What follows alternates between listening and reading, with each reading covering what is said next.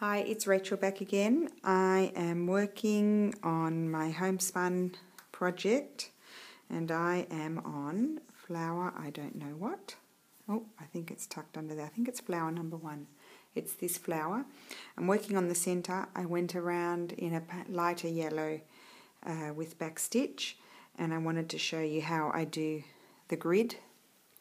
I've moved over closer to the window to hopefully have better light. As you know, I'm in Sydney and it's a rainy day and I've got the lights on, so it's a little bit orange. So basically to create this I've drawn my lines on and I'm going straight across. As I do with my satin stitch, I went down here. I'm going to come up next to it. I'm not going to jump all the way down here because that's a waste of thread behind. I just pull it and then come down here and come up at this one, and then I will go across in the opposite direction, and then I'm going to anchor them down with a little cross where they each stitch, long stitch, meets the other one. I'll show you in a second. So it's very, very quick. It's a nice way to fill in the center. So just want to catch it. Come up again on the side here. I hope everybody can see it. There. And here again. Like so. And then my last stitch, and then I'll end it off, and then I'm going to take a slightly darker yellowy ochre sort of colour to do my crosses. So I'll just end that off. Cut it. I'm sorry if I speak in a small voice. When I do stitching, it's quite relaxing, so I tend to lower my voice for some reason. So I don't remember how many threads I used. You'll have to read that in the magazine. I'm just to simplify things for myself now while I'm away without the magazine in front of me. I am just using 3 threads. So I'll just thread my needle. And my iPad is running out of charge and I don't know how much memory I have, so this might be the last video for today, just 2. Do my knot the way my sis taught me. Hopefully I don't get a tangle. Sometimes I do. There we go, got my knot. Okay, so basically here, where these meet, I'm going to put a little, like a kind of little X, so I'm going to have 1 stitch. You could do single ones if you wanted to. So 1 stitch that way, and then 1 stitch. So they're basically at 90 degrees, and I've tangled myself. Oh, I'm tangled in my green thread that I didn't finish. So just sort this out on the back a little bit. Oh, I didn't come right through. Just a second. See, all of us have issues when we create. Okay, so I'll show you the stitch. Oh, I still didn't pull it up. What's going on? Oh well. It's just too bad. Let me see if I can fix it here. I doubt it. Where is it? It's tangled there. Oh, don't worry about it. Okay, so that's the stitch there. And I just go along randomly and do all of those. I'll just show you a few and then we'll move on to, I'll show you each element of this one, how I did it. I'm sorry if I keep knocking the camera. I've got the tripod in front of me. I did bring my tripod because I thought, how will I ever do a video without it? Now I'm caught on my hoop. It's a bit of a disaster, like the weather. There we go. So just X's all the way. And then I'll jump over to the next row and do it, and it just anchors it all down.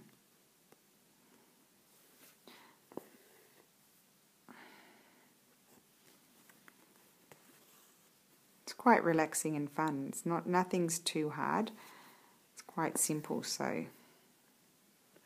it's quite enjoyable to do.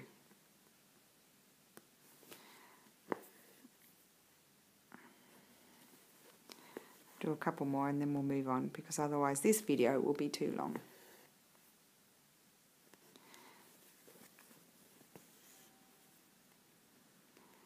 Okay, I think I'll end it off there, and then I can do that after. I'll do that later tonight. Okay, so I'll end that off so it doesn't get in my way. Put that over there. Okay, so next I did a medium sort of browny sort of colour for this part here. And again, I'm going to use 3 threads. As I mentioned, you know, what we used for the project is really just a guideline. You can change things as you like if you feel it's better. You don't have to do exactly what we did.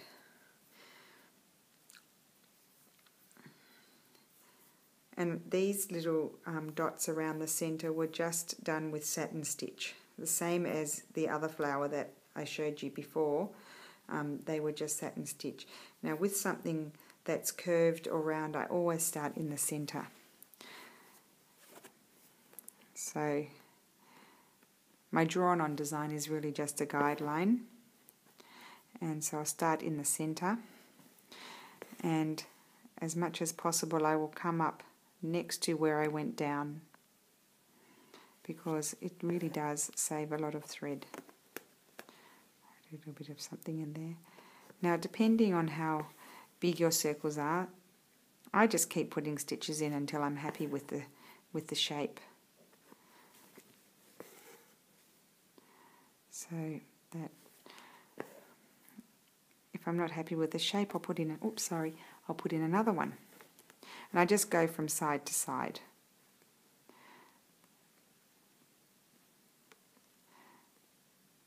Sometimes I'm not happy with it and I'll go back and put another stitch in the middle. Catching my green thread, it's really annoying me. Okay, pulled it out. Because normally, obviously, I would finish off what I'm doing before I start something else, but I'm just doing this to... so I put quite a few stitches in this one because I wasn't happy with the shape, so I'm just making it a little bit rounder. I think I'll end this thread off. So I'm only going to do one, and that's how you create that one. And so I'll just end that off and move it out of the way, because otherwise I'm going to be in a big mess. Okay, so the next bit I did was, I think I did this a darker pink, and so all I've got with me is this one, so I think I'll use this one, even though it's quite strong and I'm not 100% happy with it, but I think it's my only choice. So I don't think I'll use those short ones. Get those out of the way.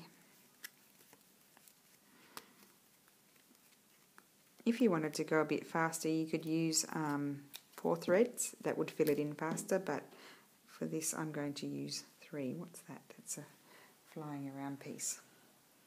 Just put them all over there out of the way, and then I'll sort them out after. So I'm separating my threads and getting in a tangle.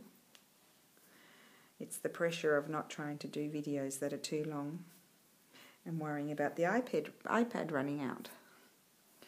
Okay. So for this part,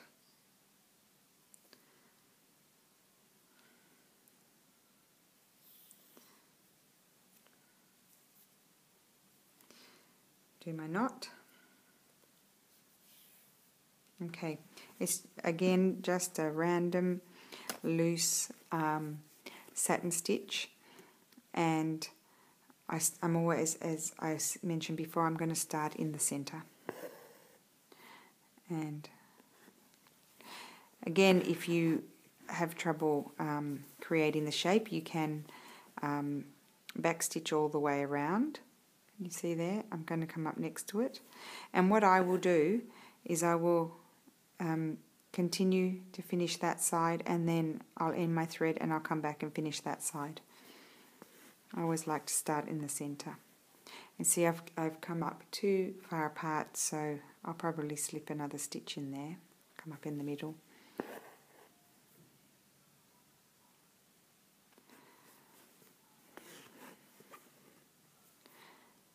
But I'm always coming up on the same side I went down.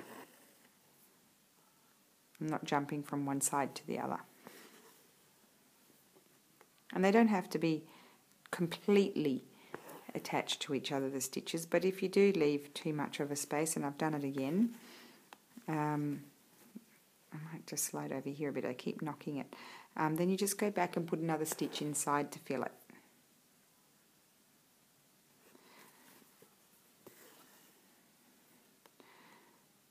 So that will take a while to, they do take a little while to do. I think this is the flower that took me the longest. And the other big flower, I think. The only thing about doing this method, if you have to pull anything out, it's a little bit harder because you have little teeny tiny stitches on the back to pull, so it makes it harder.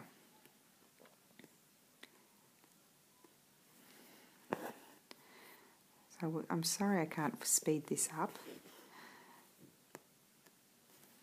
I'll go as fast as I can. Basically I will do the same on the other side, and like I'm not liking the shape of that for a minute, so I'll just go back and put another stitch in until I get the shape right. There we are, that's better.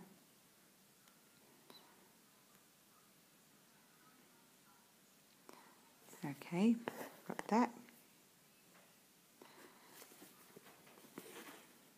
That's better. So what you're doing with satin stitch, when you're creating a curve, your stitches are becoming very slightly, as you're going around, they're a little bit shorter.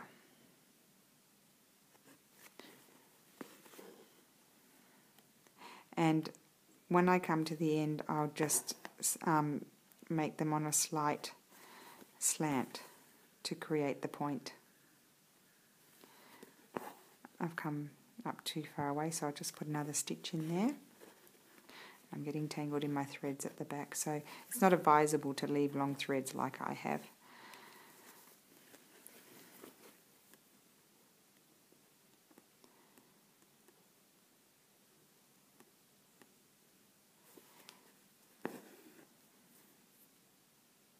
So that's that, nearly at the point.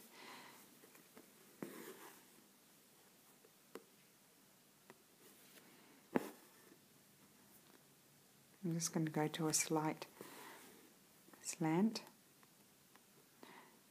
So I want to create my point.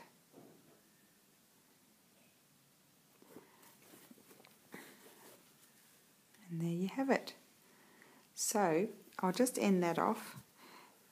Basically I would go back and do that on the other side to complete the sort of half moon sort of shape. But as I want to go on and show you, oh my goodness, I really am tangled. What a mess. I need to pull this out. Okay, so I'll just rethread that. End it off so I don't have that in the way. And then I'll just show you the last bit. Battery is low. As I mentioned, so okay. Oh, the pressure of doing things in a hurry. It's terrible. Okay, that's done.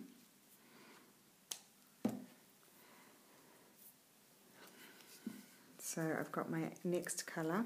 I'll just quickly unravel that one.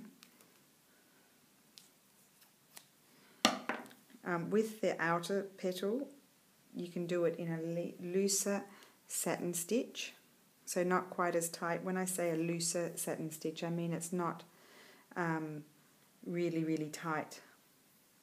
You can leave it just a teeny tiny space between your stitches. So let me just thread my needle, and I'll show you again my knot, how I do it. Hold my tail down, that's the point of my needle, wrap it 1, 2 or 3, whatever you like. Please don't get in a tangle. Thank you. No, it came out. thank goodness. So we'll try again. 1, 2, 3, and then there we go. And I think I'll go over here away from those threads that have been driving me bananas. So I'm going to start in the center as before, and I'm just going to put my stitch, and here I didn't draw how thick I want it, so I'm just going to make it up as I go.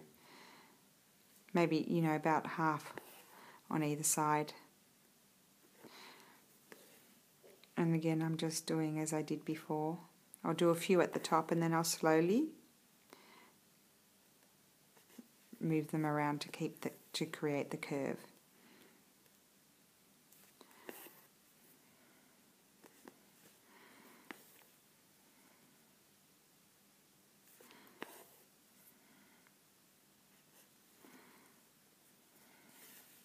So I'm just putting my stitches in. I'll just hold it up closer so you can see it. I also have this awful protective screen on the iPad, and it's kind of milky, so I can't see if it's really in focus really well or not.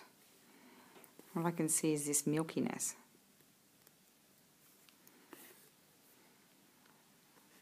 So that's that one.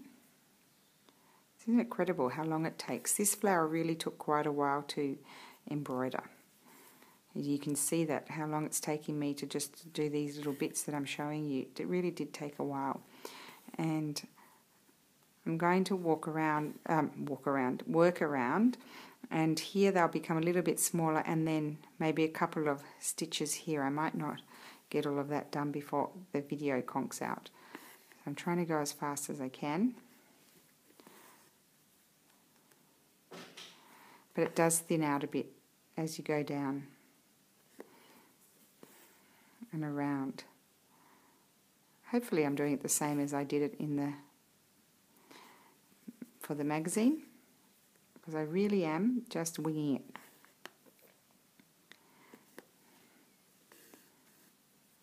So I don't want to thin it out too soon,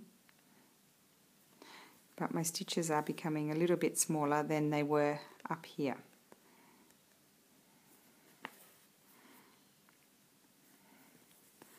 It's a race against time, because the iPad may conk out any second. I think it'll tell me again when it's really low, and then I might have to sign off.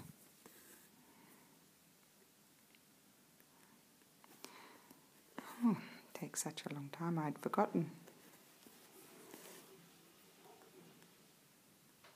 So this video, if I'm not doing it right, I might not make it onto the channel. I might have to do it again. Might have to pull it all out. Wouldn't that be fun? Here we go. Down like this.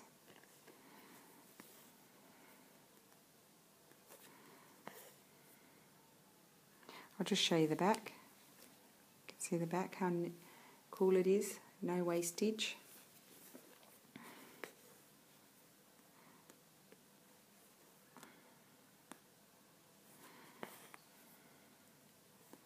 You can see you can really do a lot with one piece of thread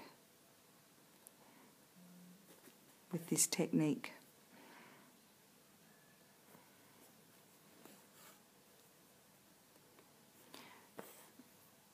I think I've done it too thin, but you would keep it big, like longer stitches for longer. But I'm just going to swing it around a bit. See, I'm bringing my stitches a little bit longer here, because I want to come down to the point.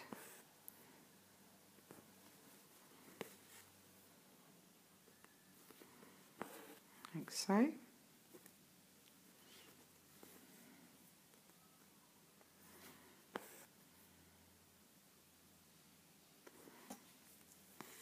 And I may have done this a little bit skinnier than I did it in the magazine. So this is where I am at my point. I might put another one in, like so. And then I would start working my way back up the other side. I think I've done it thinner there. But you get the kind of idea how you have to move around. If you're not comfortable with just working with this line, draw it like I did here, and then fill it in as you would normally with satin stitch. So that's it for today. I think the iPad may conk out, and I hope this is helpful, and please don't hesitate to ask any questions, and I apologize if you didn't like the video. It's a very simple kind of craft with me, how I do things. I'm a very random person. I think you need to go with the flow with what you're comfortable with, and you don't have to follow the pattern precisely. You can create something with your own twist on it. So that's what I encourage anyway. I think it's more pleasurable that way. In fact, I don't tend